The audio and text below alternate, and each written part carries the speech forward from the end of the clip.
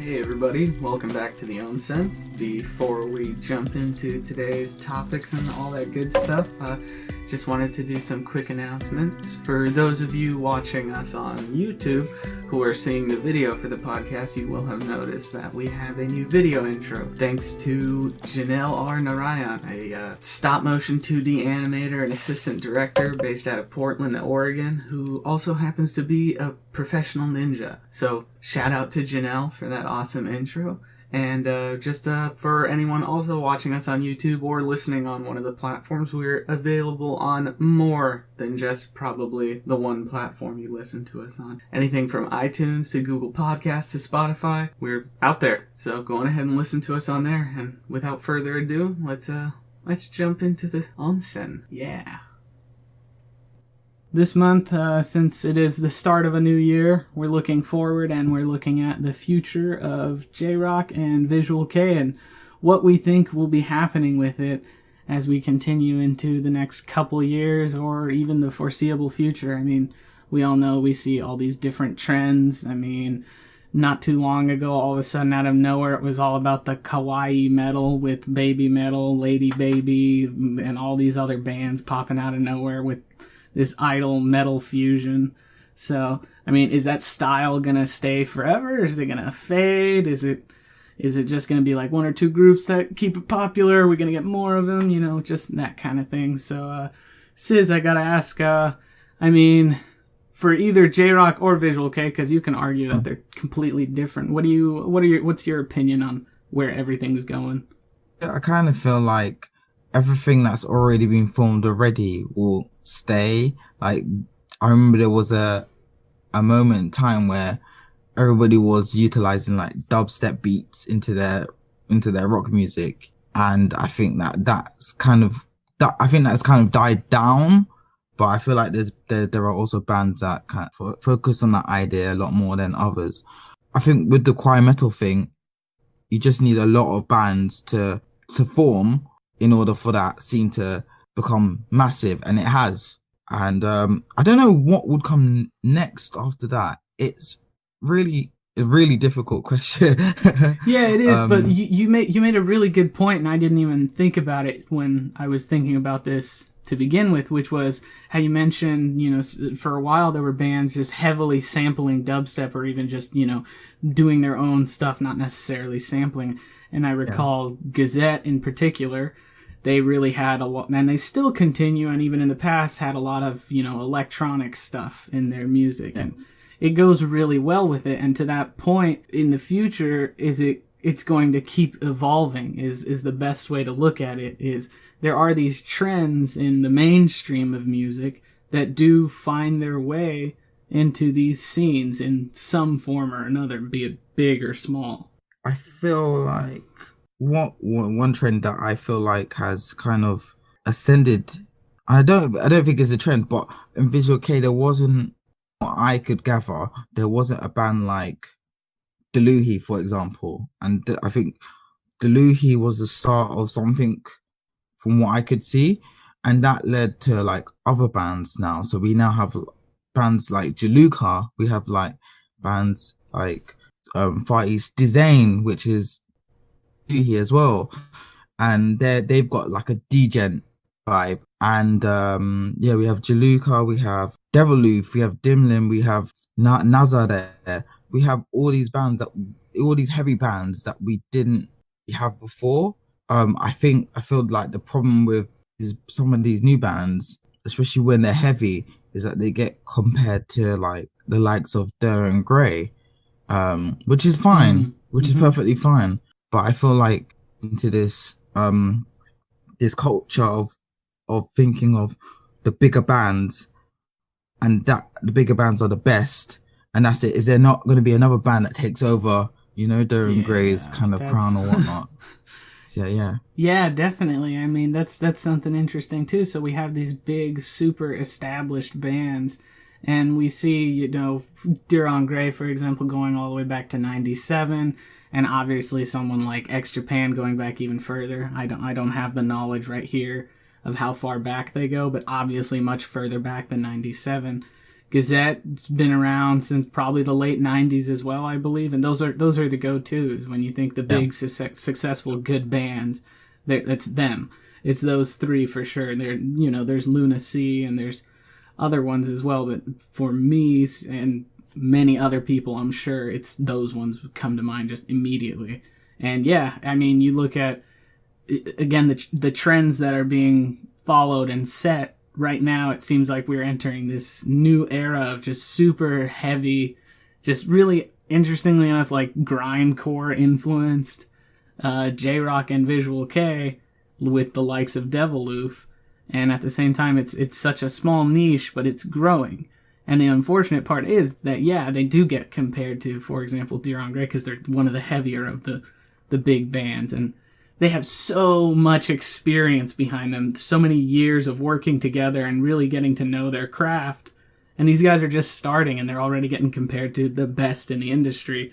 And I can see why there's probably definitely a lot of pressure on these bands because of how they're being compared to other bands, and that's why they don't really stay around that long, and we don't see exponential growth in the industry the way we do in some others.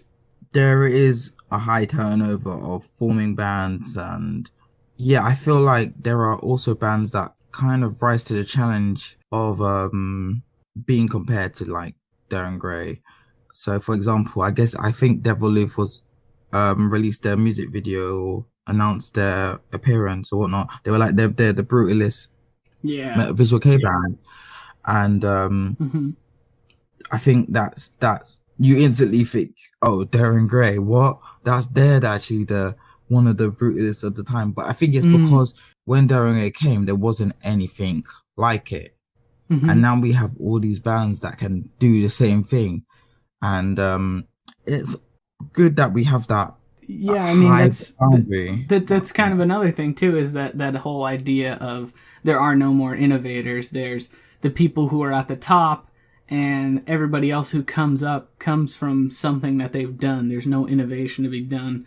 And it's not necessarily that there's no innovation to be done, it's just that people feel like it's all been done already. But then out of nowhere, you do get something innovative and new. And not to say that someone like Deviloof is something that's never been done before, but they were able to do it on a scale so far that I personally haven't seen done before. As much as I am into the heavier side of music, Deviloof is able to incorporate the visuals of Visual-kei very, very well into their very heavy music and make it work. Nocturnal Bloodlust does it as well, but it doesn't jive with me the same way. There's something about that Deviloof sound. And of course, for other people, there's something about that Nocturnal Bloodlust sound. And those are the two I can jump to because they're so prominent in being just aggressively heavy and at the same time aggressively visual. So right now that is one, I guess, step into the future of what it could be, which is just becoming increasingly aggressive with how you approach your music. And something I was thinking of was, you look at how you have these big bands in Japanese music in particular, and how we have these trends and all these bands that cycle in and out. And I'm sure in the mainstream you have exponentially more. But when I look at, for example, the Western mainstream, bands come and they stick around for a while and they fade out of popularity, but people still remember them in this way like they were something just amazingly great. Like you can look at all the bands in the US in the 90s that all sounded exactly the same, but everybody remembers like one or two songs by them that like never stopped playing on the radio. Yeah. And they look at them and they look at them like, oh, they were so great. They had so much talent. And you get the same thing now. It's a weird cycle of just who's big on the radio. Going back to Nocturnal Bloodlust for a minute, when I went to their live, I think 2014, and there was something that I'd never seen before, and that was seeing people interested into Visual-kei, into like heavy metal as well, and they were all in one place combining, and I thought that was like one of the beautifulest band could bring people together. And I don't know if it happens at other gigs now or whatnot, but I feel like that was a really good way to just bring all fans from all over rather than one fan base or one set of fans. Yeah, I get what you're saying. It's this, this current trend of these fusions of different elements into what we know as J-Rock and Visual-kei, where it's able to attract not just, the J-Rock Japanese music purists, but it's also able to attract lovers of music in general. I mean, they say that music is a universal language, and you see it so true today with the wide-reaching audiences, which is another thing that, I guess it's my wish for the future of Japanese music, is for it to be able to really spread with how easy it is to spread something on the internet now. It's insane. I mean, with the small little live streams Deviloof has done so far, they haven't been massive with, like, hundreds of thousands of people from around the world, but it is still people from around the world. It's not just some friends that I know and then some of their friends. It's actually just people who have never met or talked to each other at all convening into this one small live stream event on Facebook, of all places. Yeah, there's something to say about the technology compared to back then. When I first got into Visual-kei, man, there were no official YouTube pages where you could get bands' music videos. Yeah. So it was always dependent on who would upload it first, and then it would also next depend on how long it would be up for. So it might just get a strike and you'd be gone forever. And then more people would upload it. Now we have bands straight up. They create a YouTube channel and create a YouTube channel and put all their music. Sometimes they put their full music videos, or they have a preview of it or whatnot. I think there is definitely something to say about how it's now compared to back then. It's really good. I feel like it's probably the best way. That I don't know why it took them, I think, a while to figure out how to do that, but I'm glad that now where they can advertise. We have videos from BPR Records now. BP Records, who are making like vlogs, I guess, for members of bands on their label. And that started, I think, beginning of this year, and that's really, it's interesting to see inside the heads of the minds behind the music, and that they're having fun, and we wouldn't have that so many years ago. We would have to buy a DVD, either getting that information or whatnot. So yeah, I mean, along with the music, definitely the technology has helped.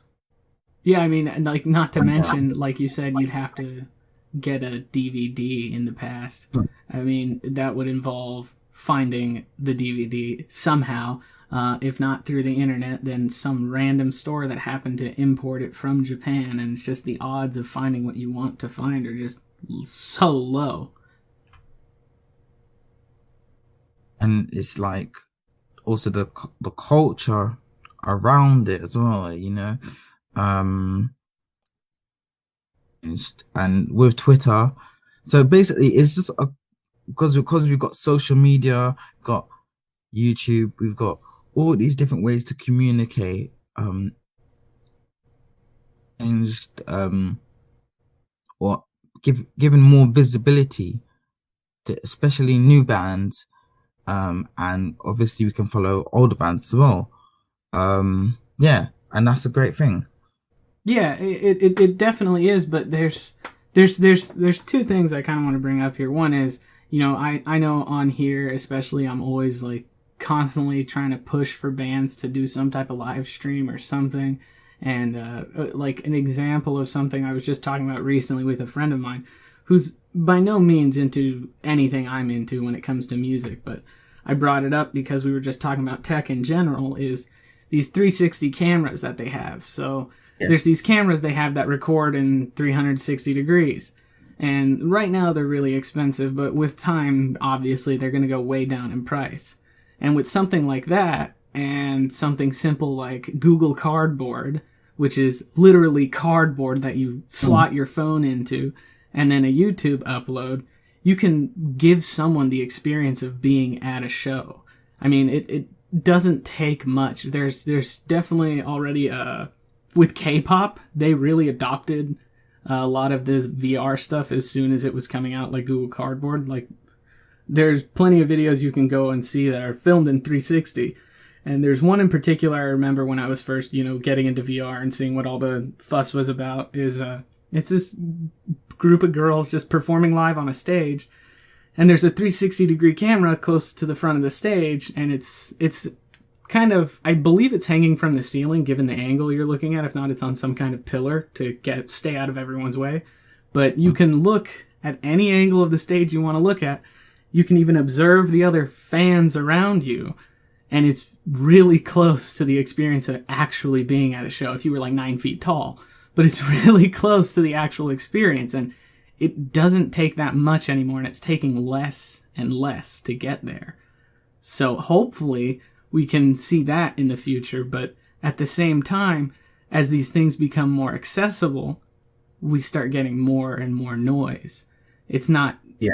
all the smaller bands, they definitely deserve some attention, but now everyone can do it, and now you're digging almost as hard, if not harder, than you used to have to find something. Yeah, as time goes on, tech gets cheaper, and you have more ways of promoting or whatnot. But I feel like I don't know if bands, Visual-kei bands, will jump on this. They might think the way they're doing it is fine, but I mean, rock definitely. I feel like especially the most popular bands should definitely they go all out, because I feel like compared to K-pop, also K-pop know how to utilize their technology and use it in a way, and use it quickly, like almost instantaneously, I guess. But and I'm just saying in general, J-rock would maybe, I don't know if J-pop as well, but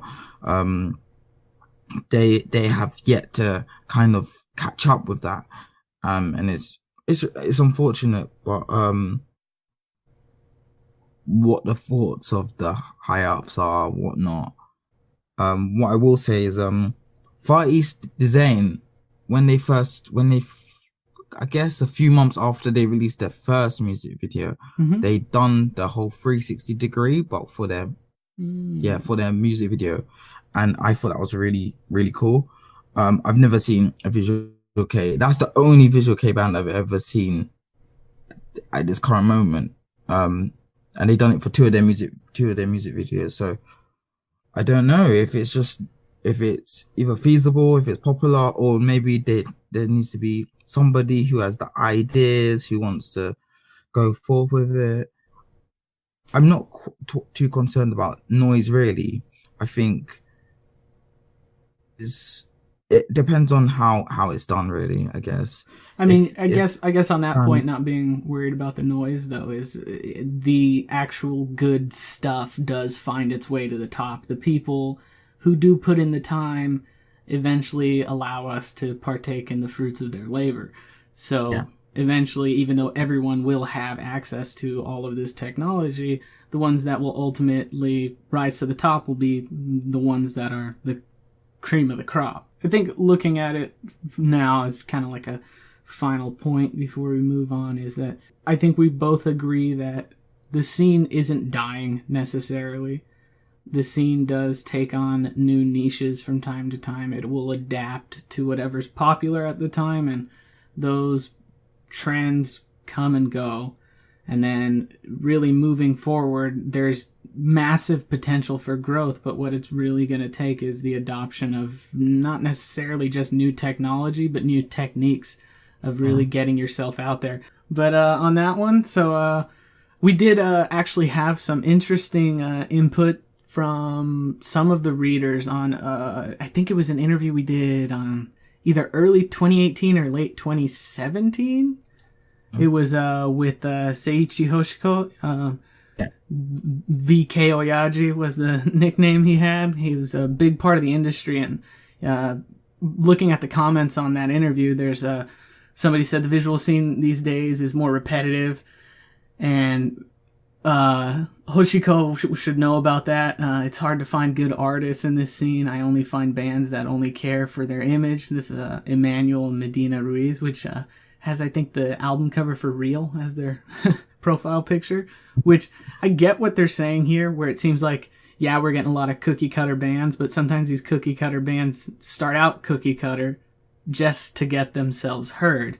It's the same thing like what you had mentioned earlier, where you partner with bands similar to you to gain momentum, and then that's when you really put out who you really are. Yeah, definitely.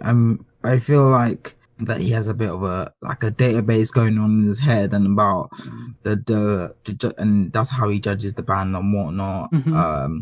Yeah, I think it just goes back again to like the high turnover of forming and disbanding.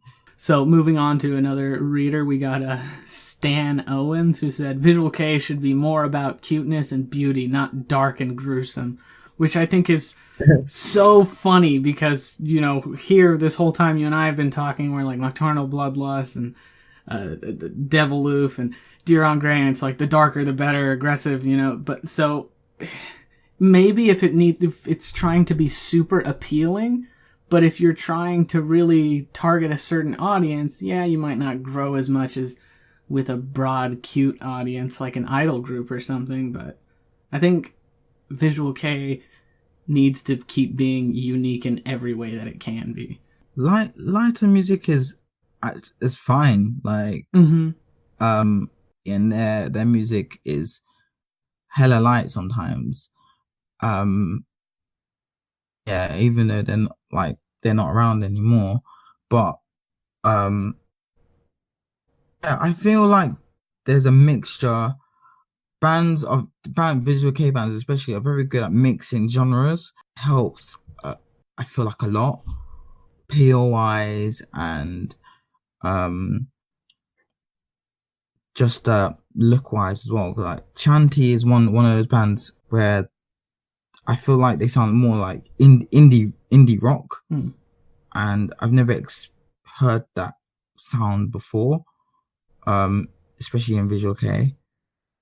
But yeah, lighter bands can also achieve something, but I feel that the core of it is sometimes heavier. Yeah, so I mean, there's definitely a place for both. It's all about diversifying your audience and basically the fan base of the scene in general. So again, closing thoughts one more time is that there's definitely a future. Really depends on gapping that bridge. I think a lot of people have their own ideas of how this can be, so definitely we can continue this discussion down in the comments or wherever you guys want. You can always reach us on all sorts of different platforms. So going back to the readers, though, let's talk about our poll from this month, which was what format do you prefer for music? It was digital, physical, or physical only if there's a bonus. So overwhelmingly, I'm not too surprised. It was physical at 61%, with digital at 25%, and physical only if there's a bonus at 14%. And there were some interesting comments on this. Some were saying, you know, physical because I feel that way I can support the band more, which, unless you're pirating, digital supports them too. But and then physical to encourage them for their hard work and all that. So, I mean, people seem to feel that buying physical really shows your devotion to a band on a different level than just, you know, getting the link on iTunes or Google Play or Amazon Music or wherever the heck you happen to buy it. Physical, I normally go physical if I can. But I've got this idea where I'll do physical for the bands I definitely know I like, and then I'll do digital for bands that I'm not too sure of. On an album to album basis, they keep changing and whatnot, but I'll buy it and see if I like it or not. And also digital for like bands bands that have different types, and so they have different songs in each types, and I just want to get that song instead of buying the whole single again, because then you get the main track and the other track and whatnot. You get things that you don't want. That's what I like about iTunes, really, because you can select, and it sounds bad because you want to also support the band to the fullest. I have a small little collection going on, but I think a lot of it comes from my father, who has, like 2 walls full of just metal CDs from all over the world. But the bonuses also, if there's ever a bonus, is awesome. I mean, I got a signed Deviloof poster for a CD Japan bonus, and it's like one of my most prized possessions. I framed it like a freaking loser. So, I mean, that's something that is definitely a motivator for me to go physical all the time. You get an actual disc, you get a case, you get a booklet, you get the little Olby that goes around it. It's a whole experience. It's really nice. And again, I understand where people like Rue and Dahlia here that commented on the Twitter post, I understand where they're coming from, where it really feels like you're supporting them because it's something physical. It's like going to a show and buying a shirt. It's something physical. It's this, I have a piece of your history. And I know there are people like NBT. Take this with a grain of salt. It's just from passing conversations I've had with him, but it seems like he is almost entirely digital. He almost avoids physical because it takes up space. The problem with that is, and I guess is actually in other industries, is that there's a sense of ownership when you buy a CD. Mm-hmm. That CD is yours, and you've bought it with your, you've bought. It could have been really expensive, or digital. You don't have that, but you have the portability of it. But also that download could go years time. They could just decide if a band has the problem with the label or vice versa. Yeah, definitely. I mean, there's reasons to pick one and there's reasons to pick another. I mean, if the argument is purely portability, though, I mean, once you do get the physical, you can easily rip it at whatever quality you want, and then it is super portable. But then at the end of the day, you're still stuck with this stack of stuff, and you have to find a place to put it. So no fault for anyone who doesn't do physical, and no fault for anyone who sticks to digital. I mean, different strokes for different folks. Sure. But getting close to the end here, just a little bit of a quick story to throw out there for everyone. We got Azusa Tadokoro. She has done the second ending theme, Little Soldier, for That Time I Got Reincarnated as a Slime. So go check that out. We'll have a link on the post for this one for that article, so you can watch her video and listen to her phenomenal voice. I can't put into words how much I love Azusa Tadokoro, and before I get emotional, I'm gonna go on ahead and pass this one off to you, Sis. I just actually want to give this part to a band called Breaking Holiday. It's got the vocalists of Deluhi and bassist of Deluhi, drummer of Rain, and guitarist of 12012. I don't know how people pronounce it now, but they've got a single called Soretsu coming out. It's quite far away, but it's April 24th. But they're a really good band. Definitely check them out. I just got their second single, Fantasia, and it's just a jam. So definitely check them out. I will post about them, definitely. So yeah. All right, awesome. So that's pretty much gonna wrap this one up. Anyone who tuned in, thank you for listening. Just half staff here today, but next time hopefully we'll be able to get everyone back together, and we'll see you all next time. I've been your host Mazo with co-host Sis. Yo. Yeah, let's do it. All right, everyone, have a good year. Bye. Take care. There you go. I love you, Mazo.